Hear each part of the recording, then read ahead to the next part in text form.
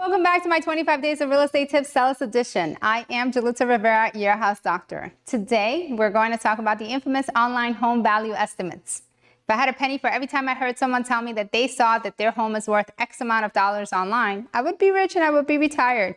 I definitely wouldn't be doing real estate. The fact of the matter is that each online source pulls information from different sources to come up with a value. Unfortunately, each one of these sources is limited to the number of bedrooms, the number of bathrooms, square footage, and area. In the end, these sources cannot take into account any of the upgrades or TLC that you've given the home. So the value that they will provide will never be 100% accurate. It can either be too high or too low, but the reality is I've never had a seller complain when I tell them that their house is worth more than what they thought it was. The truth is that your home's conditions does play a role in its value. So if the homes around you had new roofs, upgraded kitchens, or upgraded bathrooms, that will inflate the price of the homes around you.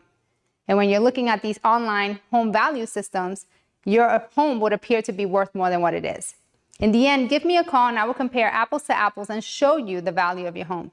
Trust that I will always aim to get you the highest net profit.